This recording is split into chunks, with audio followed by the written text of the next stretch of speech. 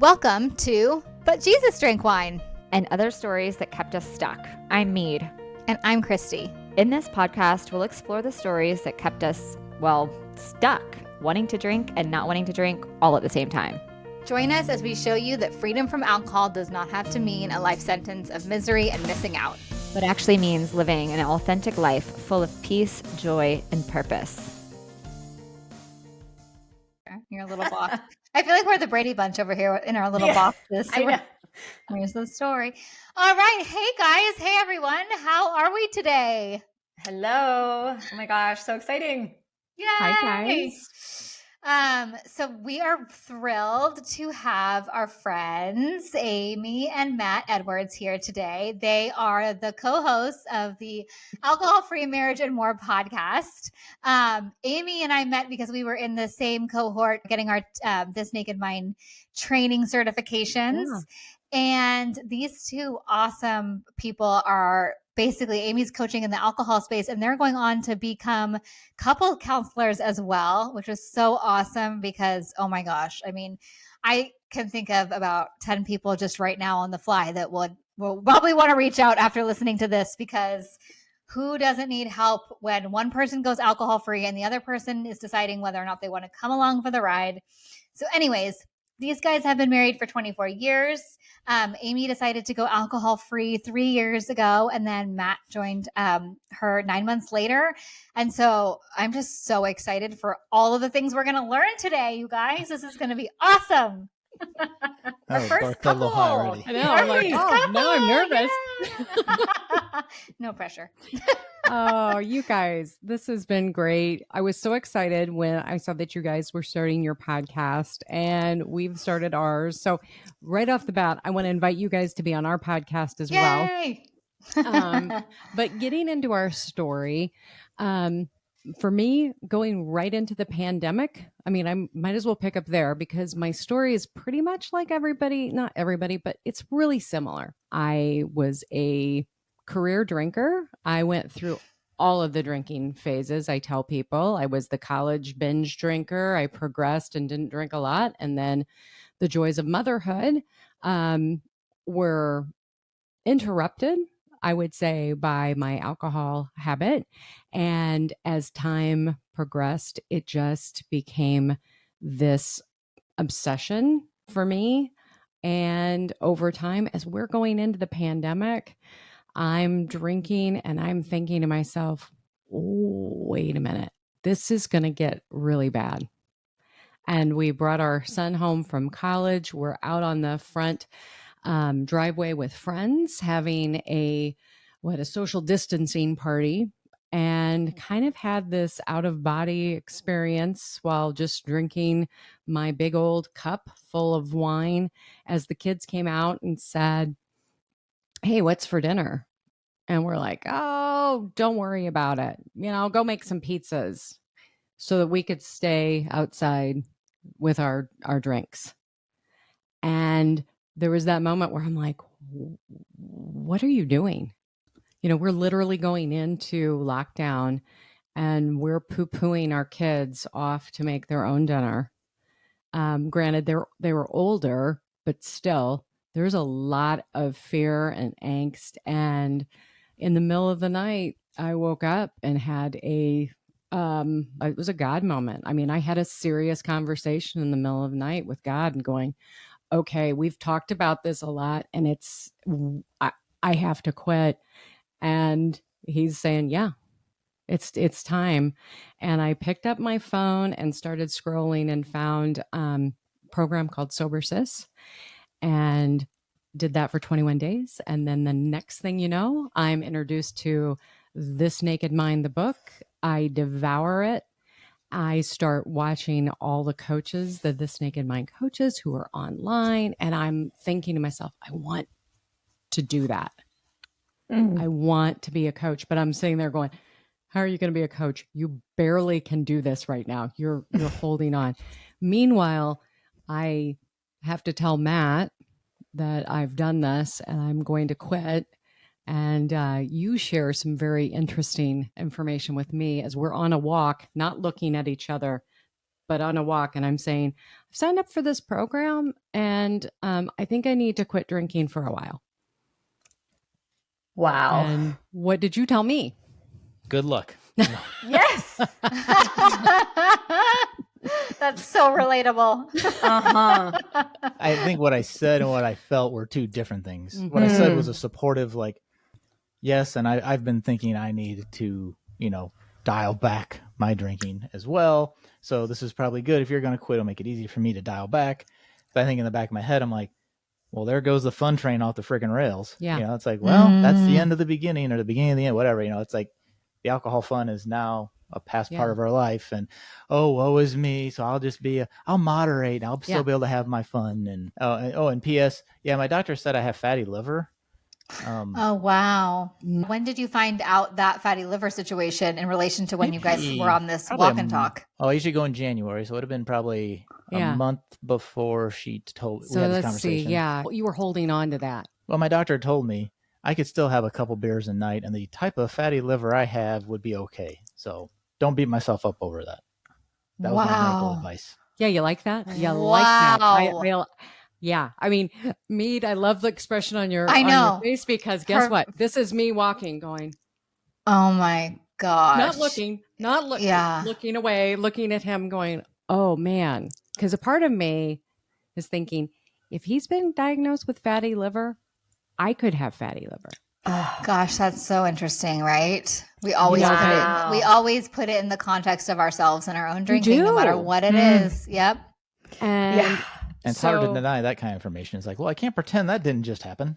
And that came out. And so you were amazing, actually. I mean, on this whole thing, I mean, you were very supportive, right on board, because the whole thing, replace the ingredients, keep the ritual, playing it forward. Let's go to the grocery store, because that became the date. That's what we were all doing, is just going to the grocery store when you could. I started experimenting with making different mocktails. You were buying NA beers, and we just kind of progressed through this. I look at it as a blessing that we were in lockdown, because then there were so many things that were just taken off the table that I could just really focus on that at that time. Because this was in March, like literally going in to the first lockdown.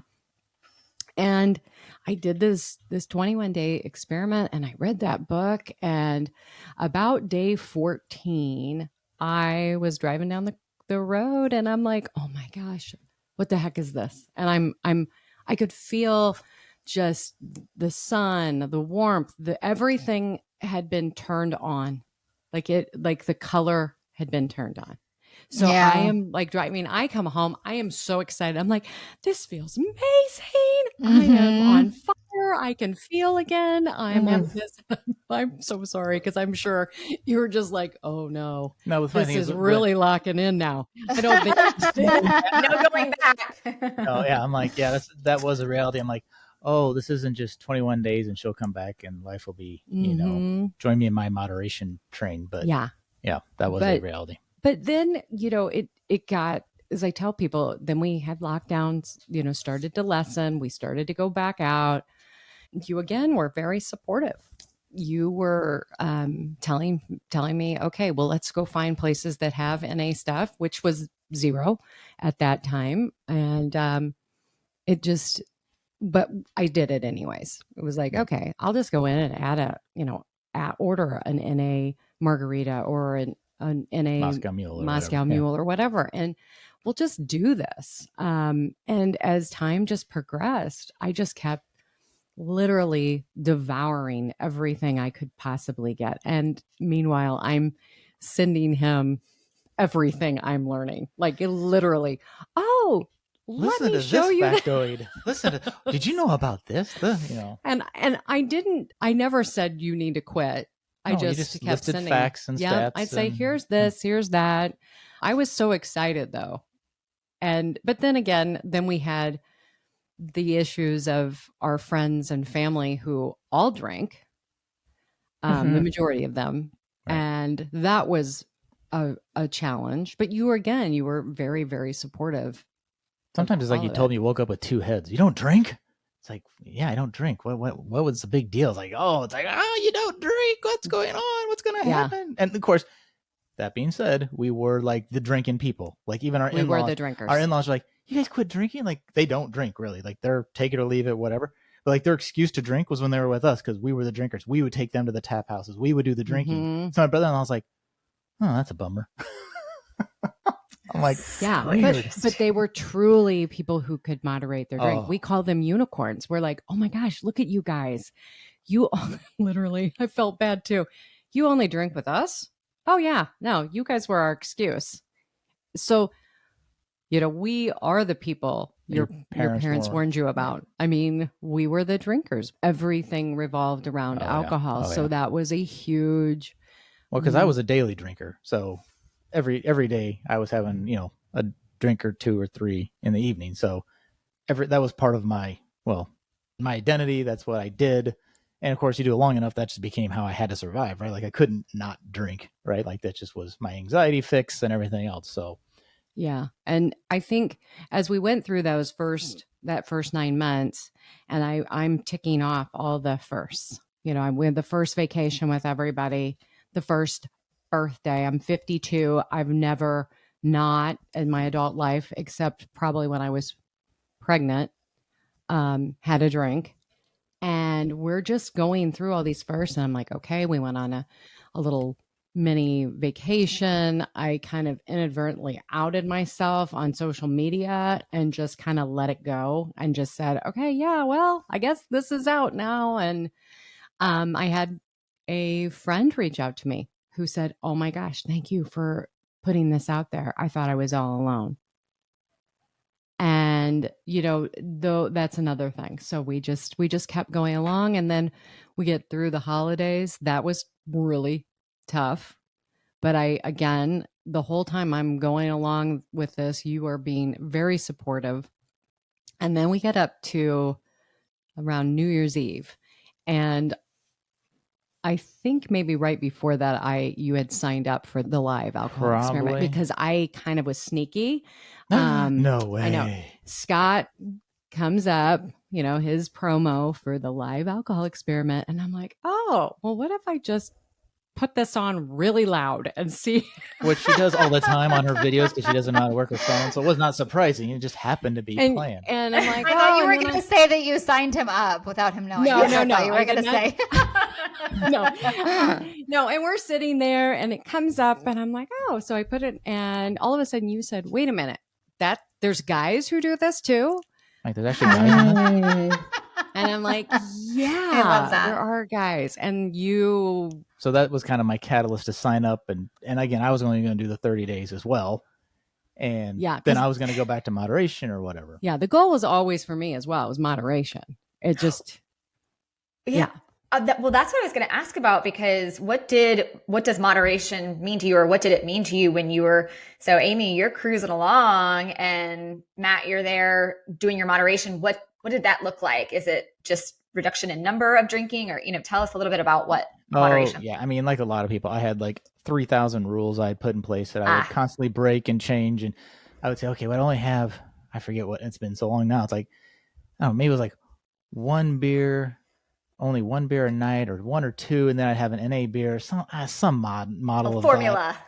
Yeah. I added some sort of formula where I wouldn't do this or I wouldn't drink that night. But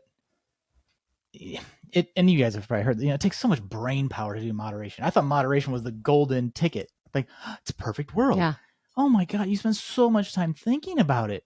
And she knows the story. It's not a secret, but Confessions of a Guilty Conscience, I would take an NA beer, so an NA beer would be in the garbage can, but I secretly had a bottle of vodka that I would top off the NA beer with vodka so that it looked like I was keeping to my rules, but even I was breaking my own rules. I'm like, so it's those type of things. It's like, you know what? I'm either going to drink or not drink. This this pretend moderation, we'll call it, right? Like not a true moderate, just, all these rules. I'm like, no, I'm either just going to drink like I did or not. I'm either going to die by the bottle or I'm going to get healthy and quit drinking. That was my mindset at that. By the time I got to the class and I did the 30 days, I'm like, yeah, I didn't believe it going in, but moderation is not the golden ticket you want to think it is. You were about 2 weeks in And the health benefits that you started to experience. Yeah. So I had my doctor diagnosed me with IBS for what, 25 years, which happened to start in college, which happens to be when I started drinking the most. Convenient.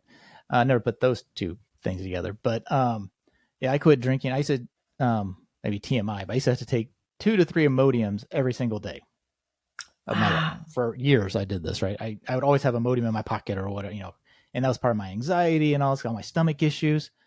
I quit drinking. I haven't taken Imodium in 2.5 years. I have no stomach issues, none of that. So anytime I have friends like, oh, I have stomach issues, I'm like, do you drink? Yeah, well, I'm being kind of mean, but I'm like, well, talk to me when you quit drinking. Then we'll see if it's actually a medical issue or if it's an alcohol-induced medical issue. Because there are people who really have IBS. I know it's a real thing. But there's a lot of people who think they have IBS who just need to quit drinking. And I mean, I was such a hard line that wasn't the problem. And I would look for any reason that the drinking wasn't the IBS problem because I want to keep drinking. Sure. And now it's the thing. I actually have had dreams where I drank again. And my biggest worry was, oh no, I'm going to have stomach problems again. Like that's the thing keeping me on the bus. And not only was it freedom for Matt, but it was freedom for our family finally. I mean, we were always, when we would get on the plane, if we would just get in the car to go somewhere, Dad can't eat here, or Dad we can't have to eat do yet, this, or Matt wouldn't eat for the day. You know what that's like when you're stressed out and you're traveling and all of that. It's like, I don't want to do this activity because there's no bathroom nearby. And what happens if I get stuck and I have to go to the bathroom? So I wouldn't go. I wouldn't go to. I don't want to go to lunch because lunch was a problem time, and I need to eat that at home, or I need to get up 2 hours before I go do anything so I can eat, stabilize my body. But a whole litany of crap. Yeah. That mental real estate we always talk about, because this is something I'm always saying. I'm like, it's not just the time that I lost from my life in the actual physical drinking of the substance. It's all of the thinking it took, all of the planning, prepping, recovering from, like all of that mental real estate that is wrapped up in that. And then, in taking it, the distraction that is, that keeps us from being present, from being able to, that's just, it's not a fun way to live for everybody. That helped me quitting helped our marriage because just the stomach issues alone. Oh my gosh. Made just activities more seamless. The alcohol aside, just and having fun and being able to go, hey, let's go do this. Let's go do that. Okay, let's go. No, it was just gone. Yep. That whole part of our marriage, that tension. Wait, I want to rewind because I feel like we missed such like an important part. Like I want to know, like, Matt, when did you finally get on board? And what was it, that 21-day thing that you did, or when did you finally think?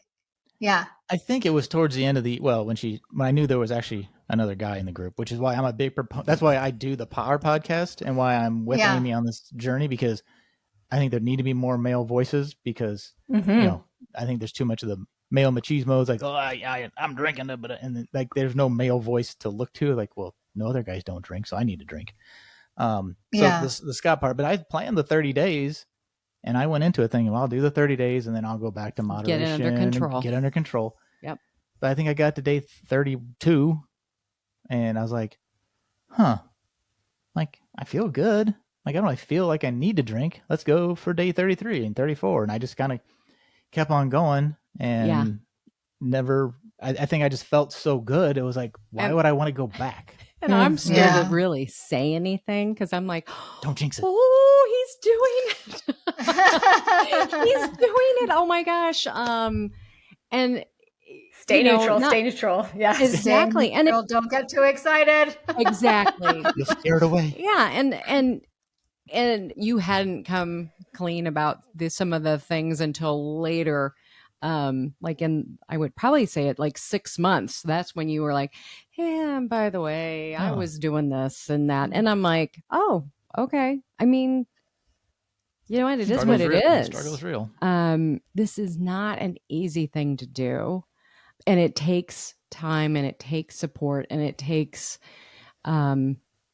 that constant grace and compassion with that other individual, especially when like Matt was doing the moderating. This might be the way it is forever. I mean, or it could be he's going to drink more. And what how do I feel about that? And I finally had gotten to the point in my life where I'm like, I can't do this anymore. I feel horrible. I mean, I literally felt, looked horrible. And like on Matt's health issues, for me, I had bruising on my thighs for years that I didn't realize until I don't know. I can't remember. Maybe it was a podcast or something, but I heard a urologist talking about bruising that wouldn't heal, and that was due to your liver not functioning properly. And Wow. at about 6 months, my bruising all went away on my Wow. thighs. Wow. Yeah, exactly. So it really became a health issue. And over that first 6 months, the weight just came off. It wasn't something that I wasn't dieting. I was just living.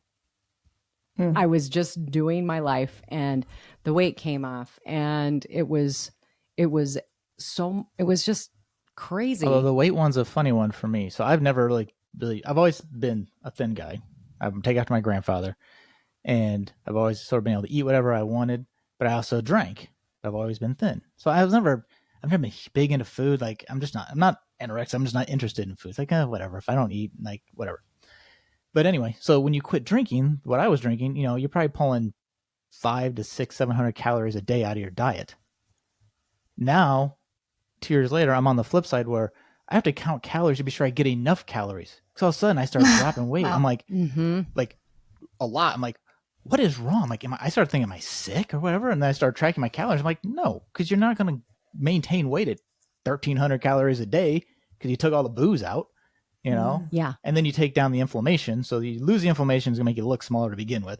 Then you drop like 10 pounds that you didn't need to drop to begin with. Yeah. And so that's my new struggle is eating enough and the right things, right? So more the nutrition side, starting to address that.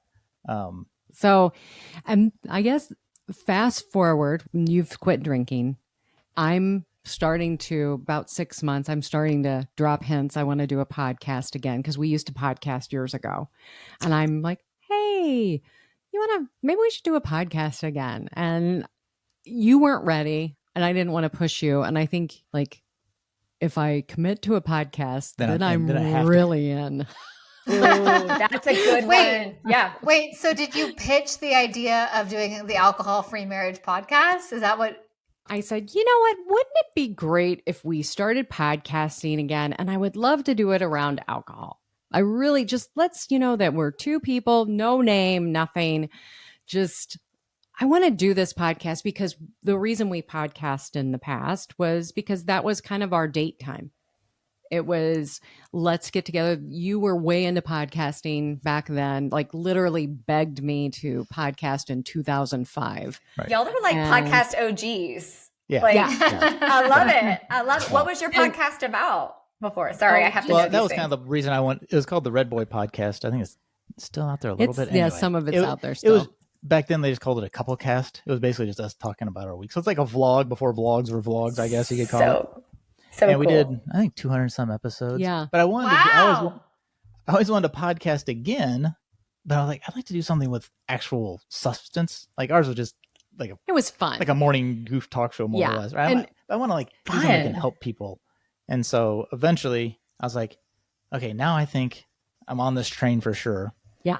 And we had tools and we had stories. And you didn't want to though yet because you were still like, okay, I'm not ready. I just kept bringing it up every once in a while.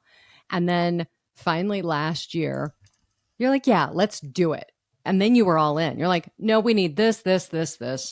And you just went full on and ordered mics, Well, I do freelance video production and photography, commercial stuff. So when she says podcast, yes, all right, now we need a light, we need camera, we need mics, we need this TV thing back here, Yeah, he went full on. She goes, people don't do that. I said, yes, but I do. So I knew he was committed. Yeah. And so we started to do that and started to just, interview, coaching friends. And then we started to interview authors, and we've interviewed different drink manufacturers, NA, Mm-hmm. and that's it. So it just has progressed. And then it progressed until this spring. We were interviewing someone for our podcast. And the next thing you know, I get an email from her, and she's doing, her and her husband are doing a coaches training because they're marriage coaches. And they're like, you guys want to do this? I said, let's just go to it. Because I'm always wanting to see someone spiel. And so you were great about it. And I was seriously thinking, really another thing? What? Am I doing? you need to like start doing your inner monologue. Have I not learned enough? I got to keep she learning. goes again. It's part of her Amy and Matt 2.0 as the kids leave the house thing. And so it was great though. We both came down and we watched the presentation about, helping other couples in crisis. And I'm sitting there going, wow, this makes sense. It would tie in with what we're doing. We both want to help people. Not a lot of the times when you're coaching somebody, it does end up getting around relationships. And I'm like, whoa, this information is going to be so good for my clients right now. And so then we just said, let's do this. So we signed up, we've started, and it's a year program. And I think next April, we'll have our certification and be out. Yeah, I mean, it just really makes sense with the couple podcast and Amy's coaching. And that is a question that always comes up even through the podcast of like, well, how do you do it if one doesn't drink or one does and all that? And having some real training and skills to help people in that scenario. And the couple who are giving us our training see value from us bringing the alcohol side in because they get the question about the alcohol and they don't have the resources. So it's a kind of a nice symbiotic kind of relationship. Yeah. I love that. How do you coach people now? What do you share with people when it comes to doing this? The woman wants to do it and the husband's like, yeah, good luck with that. Or, I mean, I guess it could be vice versa. We usually hear, that scenario, but what is your best advice as far as that goes? I'd love to hear separate answer. I mean, maybe they're the same answer, but from both perspectives. Well, I think for me, especially right now, because I've worked with several clients who, the husband is still drinking. And I have really taken this to a health issue. I'm like, this is about your health. You do not process alcohol the same way your husband does. And how do you feel? How do you want to feel? I think that's the big thing. How do you want to feel and how do you want to show up for yourself and in your life? And what I found is when I quit, our relationship, even before he quit, it got better. Yeah, same. It got so much better because at least having one person clear and present and showing up and having one person offering again grace and compassion and standing back and going, oh, you know what, that was me too. And being able to talk with women about that and say, how do you want to show up for yourself? Because far too often, as we know, why we've been drinking is we've been people pleasing and we aren't happy with ourselves. And so we're sitting there people pleasing all day long. And then the only thing that makes us feel better was that glass of wine. Multiple glasses of wine. Yeah. Yes. Yeah. Several.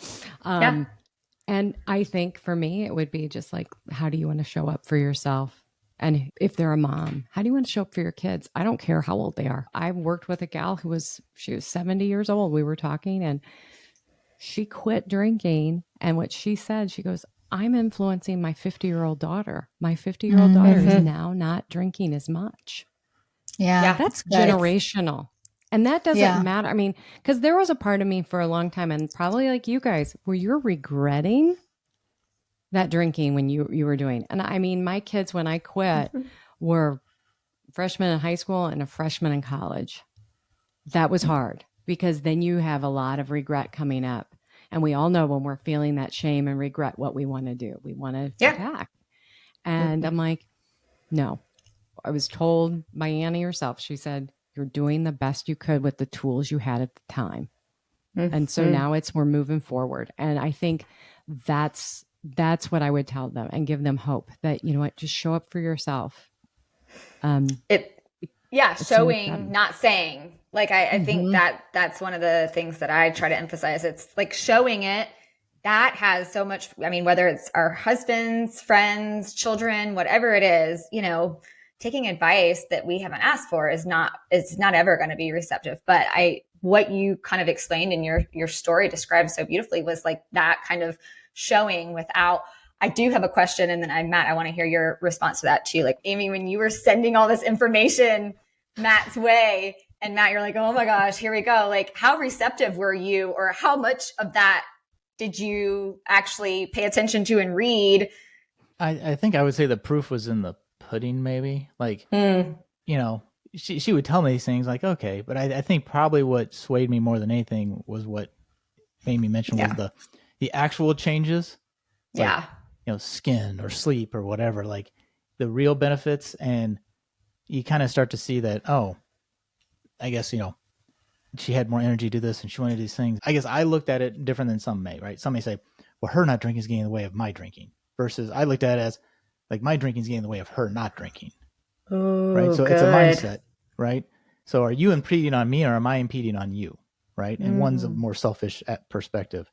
So I would say, I mean, do I read everything still to today she sends me? No, because it's a lot.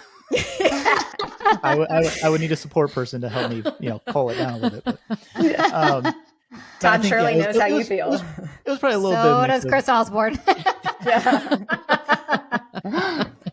But, you know, she didn't send it with like, you have to read this or you have to do, you know, it was definitely, I am a full proponent of, you know, lead them to the water and they'll drink or not.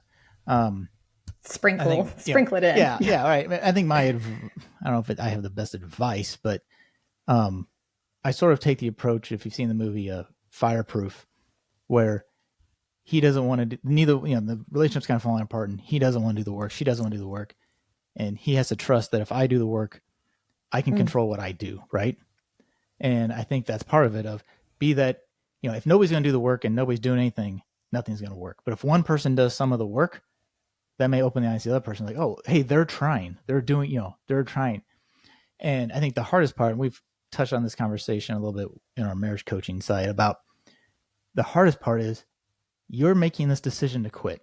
Your spouse may not, you know, it's not what they signed up for. We've been drinker buddies for 20 some years, right? Mm-hmm. That's not what I signed up for. There is, and we've interviewed people where the reality is your marriage doesn't work after that because the dynamic changes so radically. And that's hard. But that doesn't mean just because I'm quitting and you're not means it's not going to work.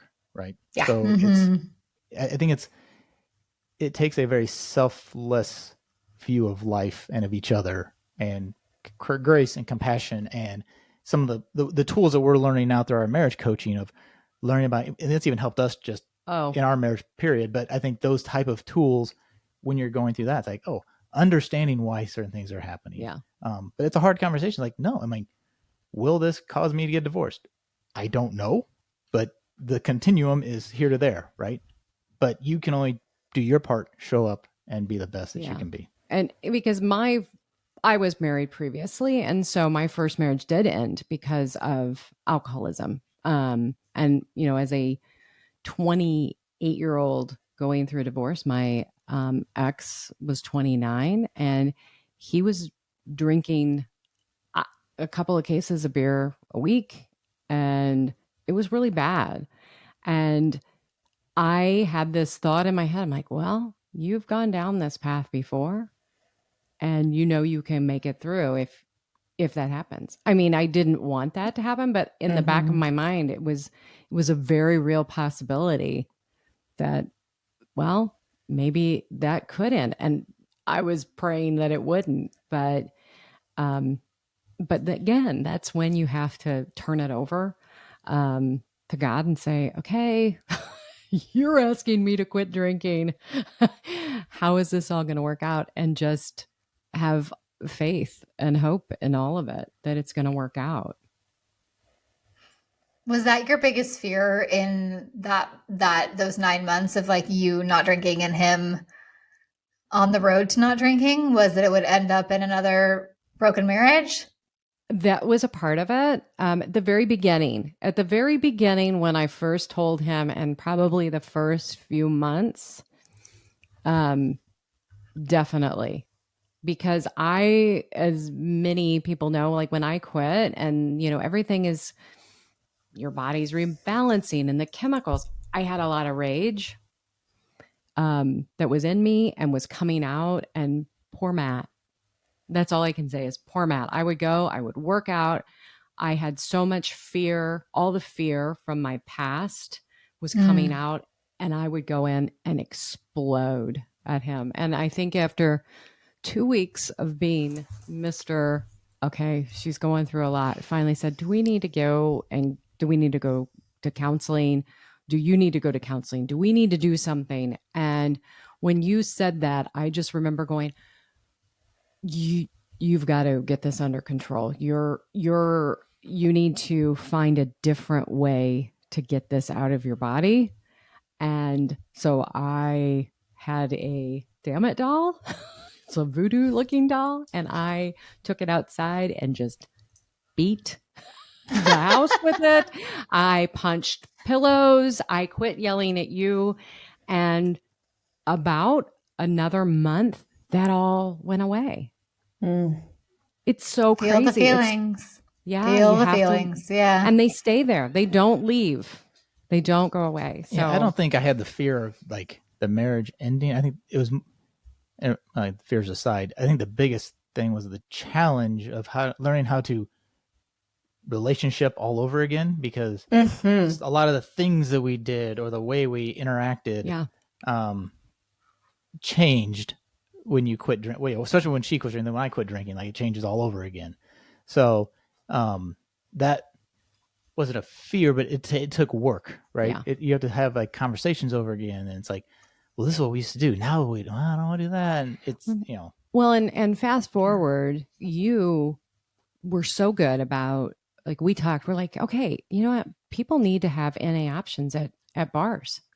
You contacted a couple different, 2 or 3 places. And I think finally the third one, we're like, well, what do you want? What do you want us to carry for you? Now that particular place, it's like one of the best places in town to go. It has 7 or 8. 7 or 8. And they're a brewery. Which started a trend. Now all the tap houses all have an NA choice because they realized everybody's going there. Or not everybody, but people would. A lot of people. If you had non-drinkers, you would choose that because there was an option, and the other ones didn't have an option. Well, now even the last holdout, now not only do they carry one, they brew and package for Big Drop Brewing, and now they carry an NA. So it's it's a slow process, but we've got to make ourselves heard. And we've got to get out there and then support them. So when we go out, we're like, okay, where are we going? All right, we're going here. We got to go here. We got to go here because they said they would have it. So that's what we like to do. We like to go out and eat. We like to have cocktails and we really enjoyed beer. I mean, let's face it. But now that they have that, it's so awesome because we walk in, we're like, okay, we have a choice and we can be here and enjoy it. No one knows. Yeah. No one cares. We look normal, quote unquote. Yeah. So I want to go back real quick to what you said, because I think I want to really underscore this, as this is such a big, sometimes hurdle for women who are starting this work. It's like, if my husband's not going to do this with me. So bear with me as we kind of circle back to this. But what you were talking about as far as having to kind of start the relationship in a new way almost, because where drinking, kind of kept it in this rhythm. Like there were a lot of knowns. There was a lot of comfort in just doing the things that we always did. My husband and I, we were we cocktailed together. That was our hobby. And what I think is when we think about like the stories that keep us stuck and the things that get in our way, at times when we think about we automatically go to that place of like, how is this going to affect my marriage? And we automatically go to the negative. But what I love to emphasize is that it also has this really great, it's like the blank canvas effect. It's like, we are so sure it's just going to have a bad effect on our marriage. Whereas it's almost like this great new blank canvas where we get to step into this next opportunity of growth in our relationship, almost like dating again. That's what I found to be true. That's what I hear from clients who've done it this way too, where it's just like, oh, I was so sure it was going to be detrimental to my marriage. And that kept me stuck for a long time. Whereas I'm finding it's this really cool way of like the next phase of dating each other in a new way. And I just, I think that's amazing. And you highlighted that. And I think that's what's hard for people to see and step into that possibility that it actually is an amazing thing. And I would also say with that is for ladies out there, give your spouse a chance, because far too often they don't even want to say a word and they're trying to do it all by themselves. And to be able to go and just not say this is at all about the other person, but it's just like, you know what, this is where I'm at, and this is about my health, and this is how I feel, and really explain the whole thing to them. You know, lay it out there that this is not, I'm not asking you to change anything, but what I'm needing from you is I really need that love and that support right now, because this is how I'm feeling inside, and really describe it to them. Because when I did that with you and said, I'm feeling so awful and horrible and everything, I don't know.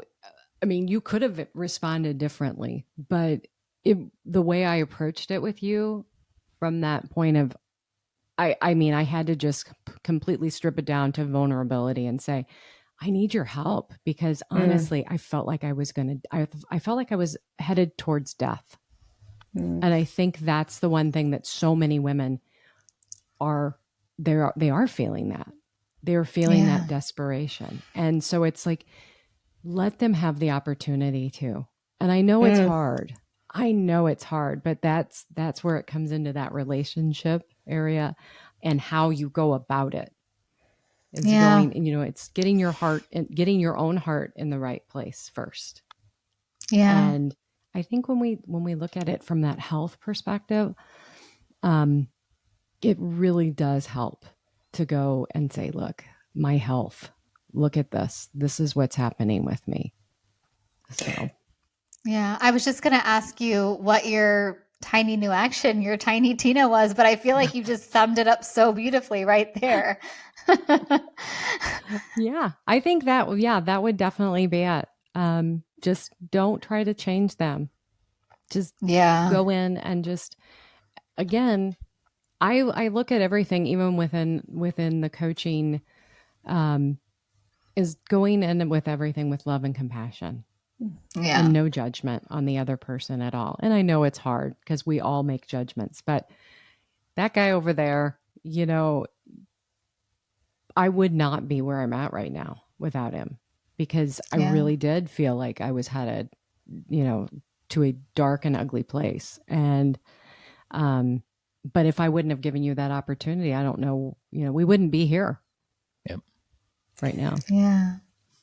I love that, like that invitation, the vulnerability that you speak to. I mean, one of my favorite teachers, Kurt Thompson, always talks about, like, we don't do vulnerable. We are vulnerable. God created us as vulnerable beings. Just because of, you know, Genesis 3, we all ended up like, you know, protecting our vulnerability and living in those ways of protection, self-protection. But what you just speak to, the invitation of the other, sharing what is on your heart and what the journey is for you, and the invitation for Matt to kind of join you, not from a, like, you have to do this with me, but just like, this is what I'm going through, the invitation to be a part of the journey, whether he's participating in the actual drinking or not drinking part too. Right. And that, I mean, that keeps the connection, which allows for that compassion for each other. And then it goes, I mean, oh, I love it. It's so good. So beautiful. So good. Tell everybody where they can find you guys, and we'll put all of the information in the show notes as well. If they want to get a hold of us, the easiest place is just go to joyontheotherside.com, and you can find our podcast, you can find my blog, all the things are right there. It's usually easiest way. Or you can search us, the Alcohol Free Marriage Podcast. You can search that on Apple, Spotify, Everywhere. There you Everywhere. go. Yeah, we'll also make sure that it's linkable so that everyone can find Thank it there you. too. Thank you guys so much. Thank you. Oh, So grateful thank for your you. time and your story and the work you're doing. It's such a great honor to be in the space with y'all doing this. So thank you. You too. Yeah. Love it. Love it.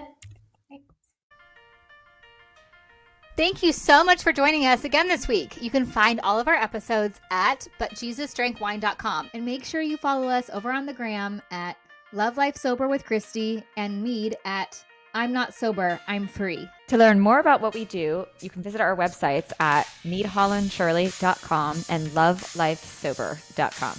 Take a screenshot of this podcast and share it with a friend or two. And don't forget to subscribe so you don't have to worry about missing a single episode. And if you love what we're doing, please leave us a review on Apple or Spotify. This helps more women who are feeling stuck and alone in the overdrinking cycle to find hope and encouragement. Thanks, ladies. We so appreciate you. We'll see you next week. Bye.